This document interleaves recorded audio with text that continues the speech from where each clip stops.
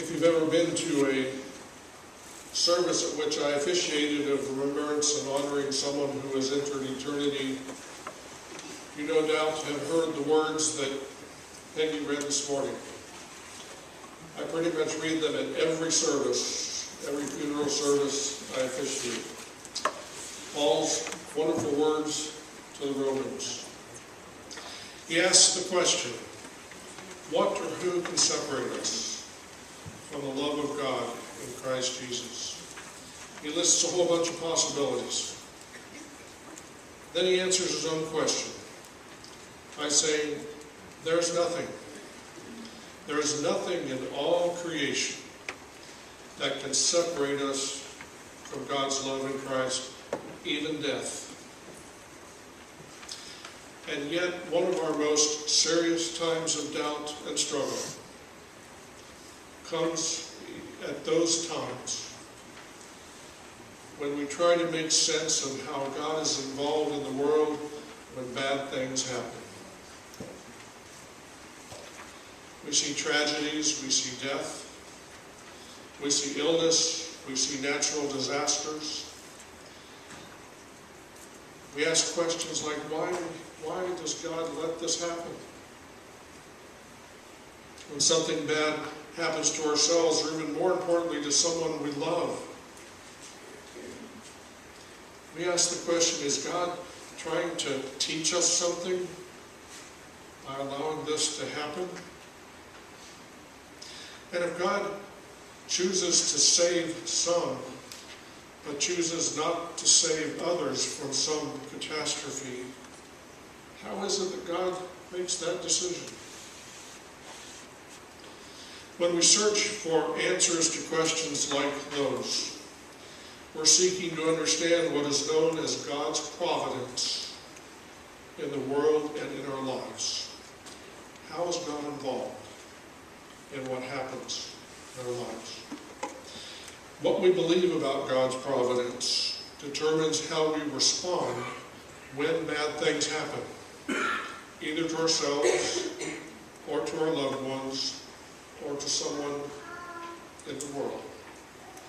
It also determines how we respond when good things happen to us.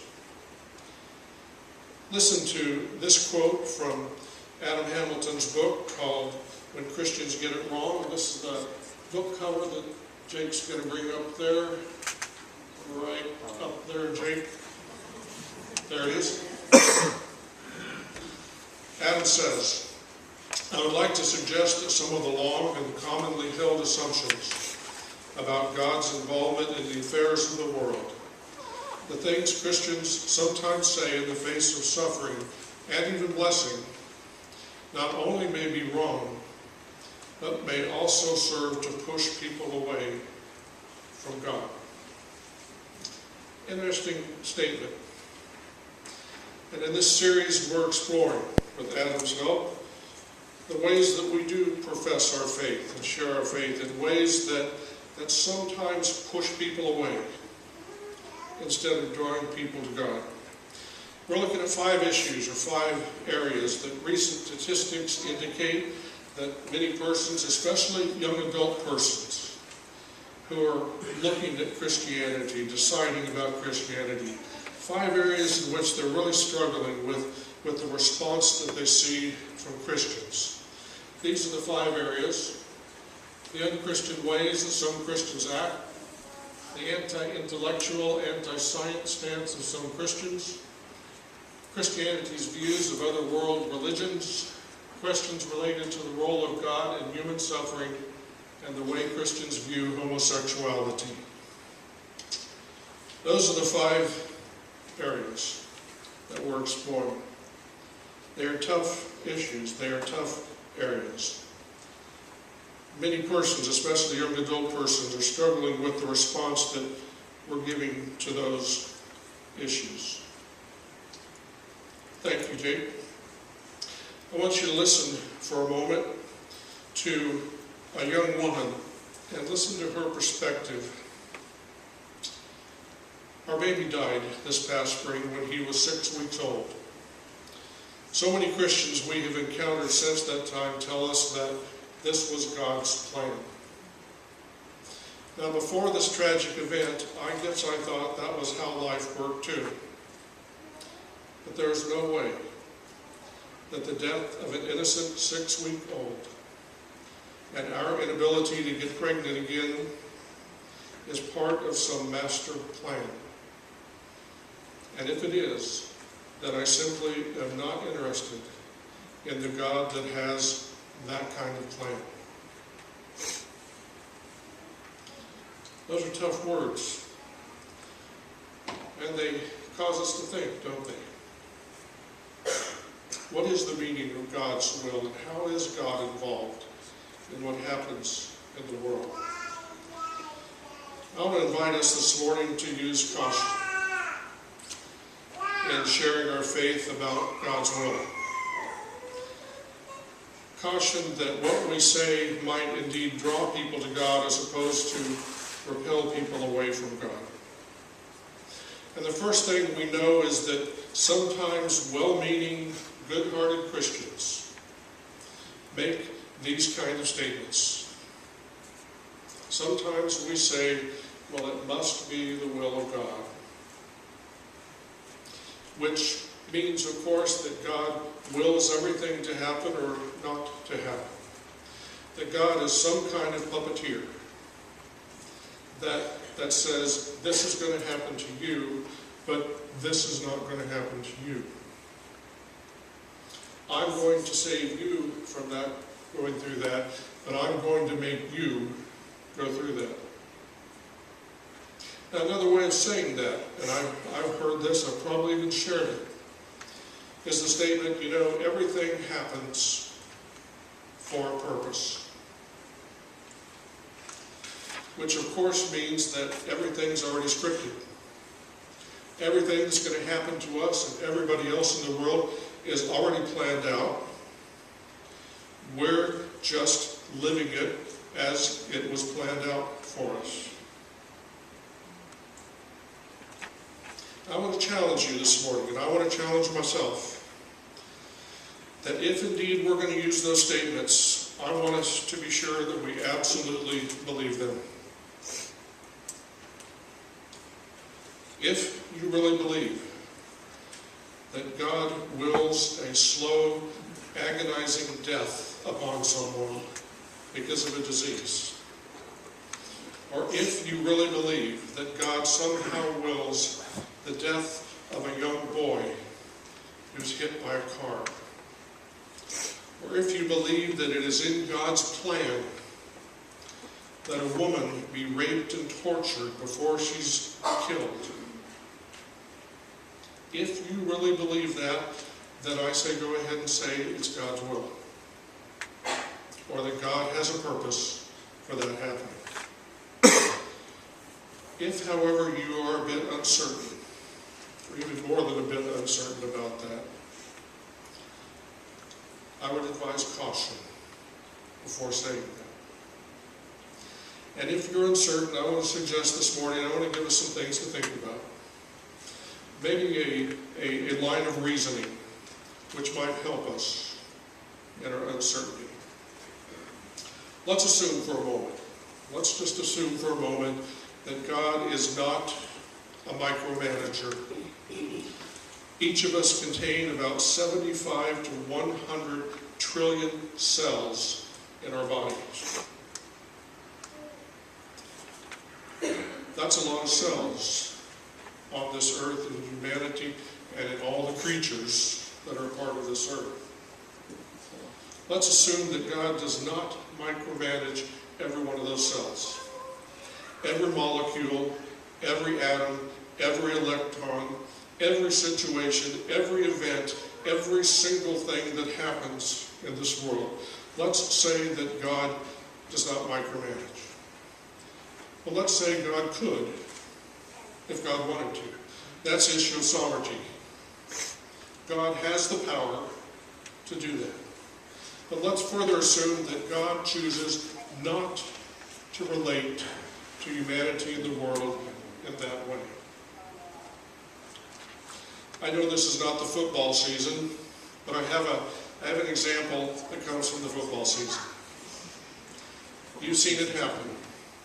The player takes the football, runs across the goal line, and amidst the cheering crowd, pauses and kneels and points to the sky.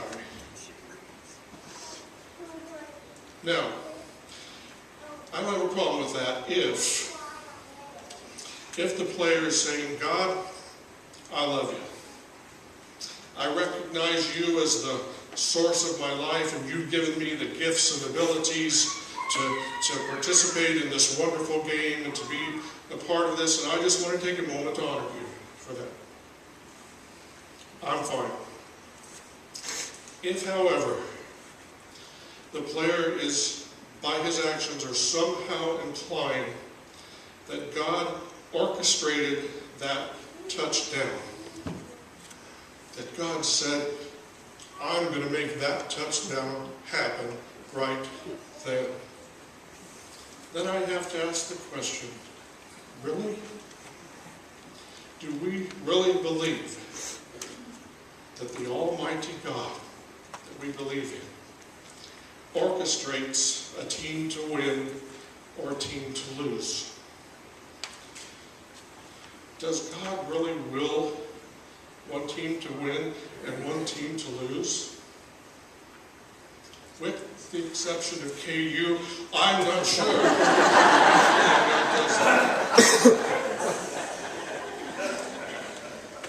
I get kidded a lot. I get kidded a lot as a pastor. Sometimes I'll show up to the game and people will give this big sigh of relief and they'll say, you're bringing in the big guy for this one. I laugh along, and honestly, it's fun. And I know that most of the time, in fact, I hope all the time, that people are kidding with me, because if you're not kidding with me, we're going to have to sit down and have a discussion about the sovereignty of God. There was a skit on Saturday Night Live a few months ago.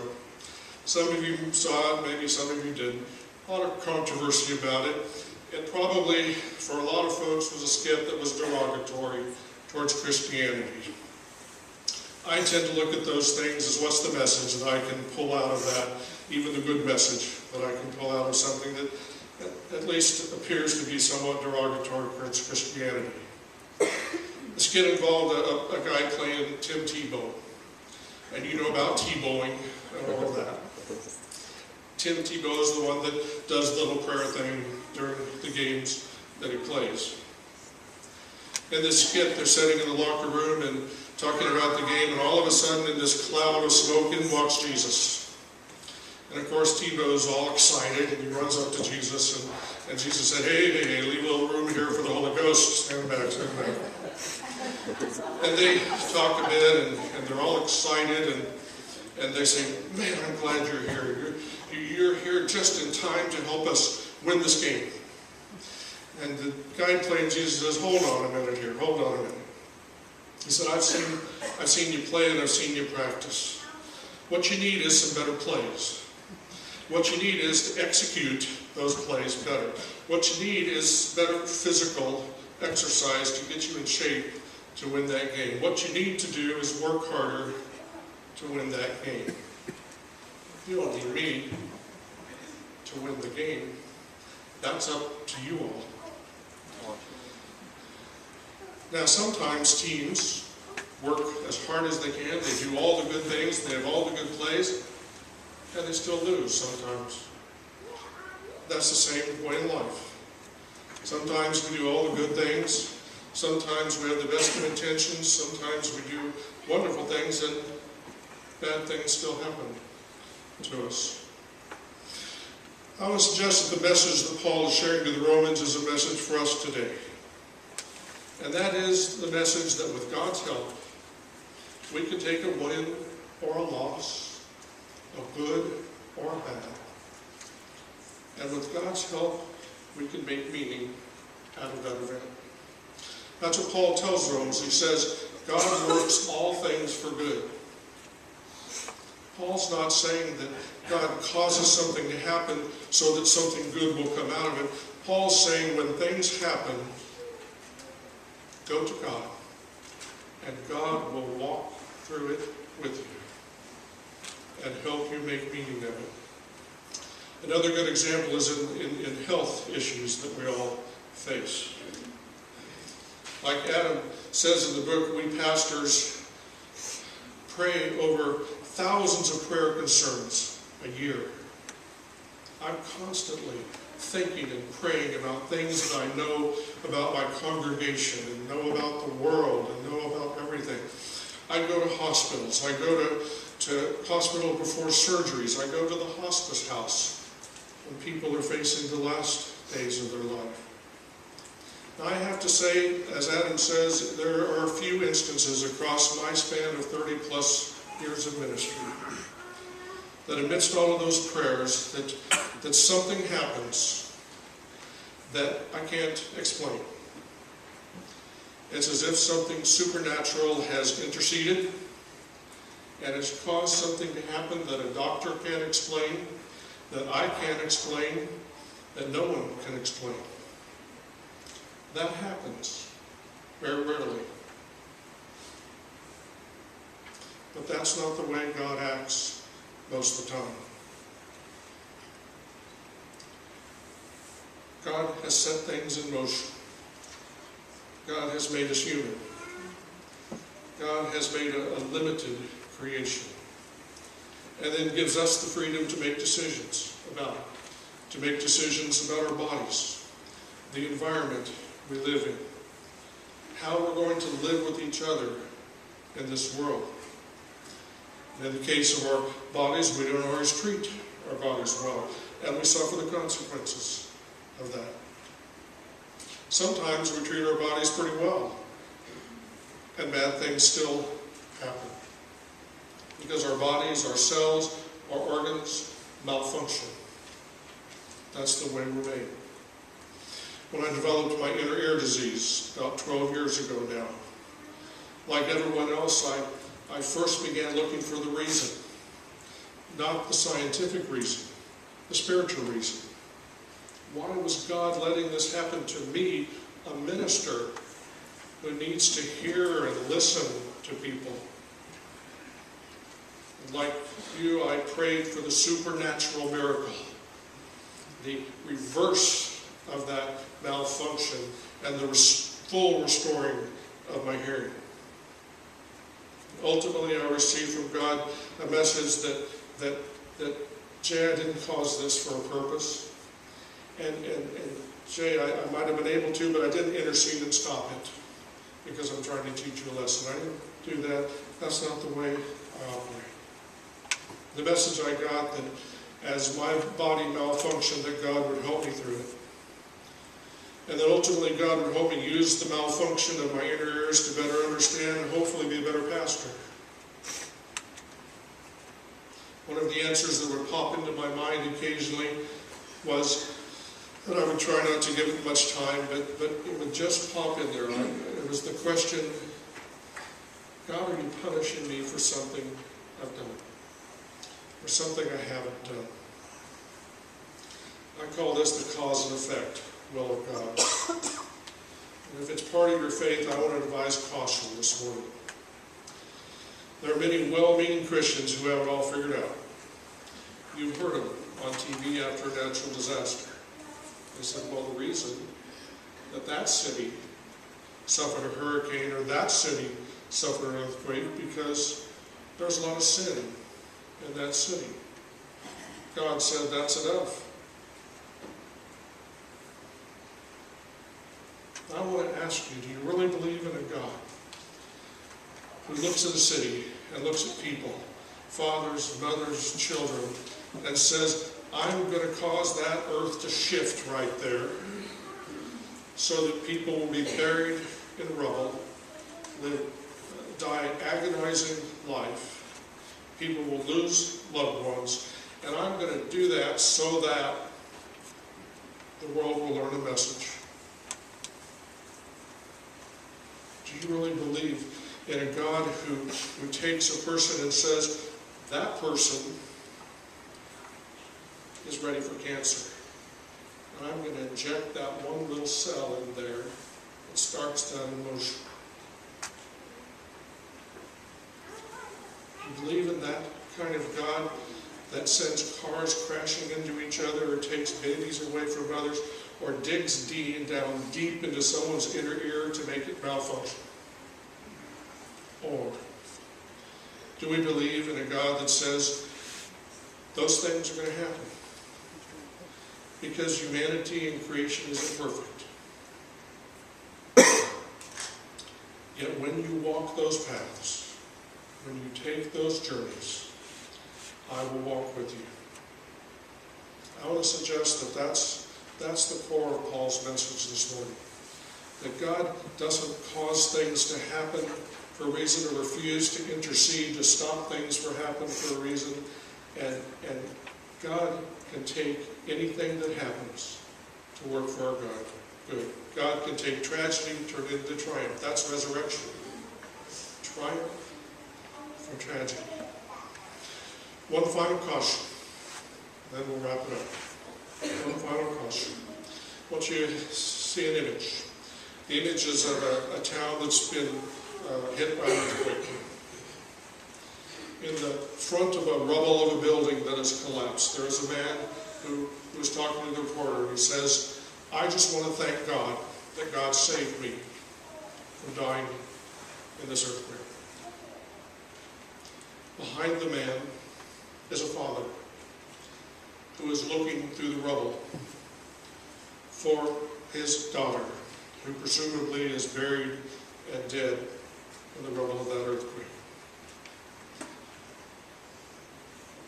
Now, as much as we want to celebrate the power of God to save us, think for a moment how other people view that and the message that it portrays.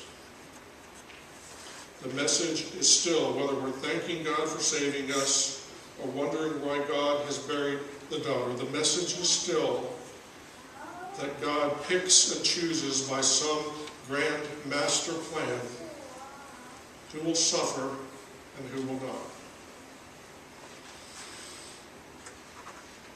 Sometimes we get it right. Sometimes we get it right, and the message that we share is seen by others that it's a message that draws people to God. I want to end with an example today of a spouse whose husband was in the hospital fighting for his life in a battle against cancer. It's a battle that he's since won. Why don't you listen to her perspective on this issue of God's will? She's writing this to Adam, who's sharing this book, When Christians Get It Wrong. She says, I realize you're writing about when Christians get it wrong. I just wanted to make sure that people know what it looks like when Christians get it right. When they get it right, they send prayers through the email. They send silly cards and letters to the hospital to cheer you up. They move into your home and care for your children. They bring meals to you. They take your child to the emergency room at midnight. They help you assemble a Christmas gift for your children at 10 p.m. because they know you can't do it. They travel over 1,000 miles to hold your hand when you are alone and waiting with uncertainty. They give you gift cards for gas and food. They offer to be with you as your mother dies. Be with her until you can get there. They buy you a tree to plant in her memory after she passes. They give you hope, courage, and strength when you can't seem to find it on your own. Jerry and I were blessed to have been touched by Christians who did it right. We can never repay all the people who were on our side, and they don't want us to. They did it out of love. They did it because they were Christians. And that's what Christians do. Maybe that's how God works best. Not in the supernatural way that we sometimes portray in what we say, but working through Christians who do the work of the church and who walk with those who are facing the difficult times of life. As a reminder that the God we worship and the God we believe in says the same thing. I will walk with you through the good and through the bad, and together we'll make it. Would you bow in prayer with me?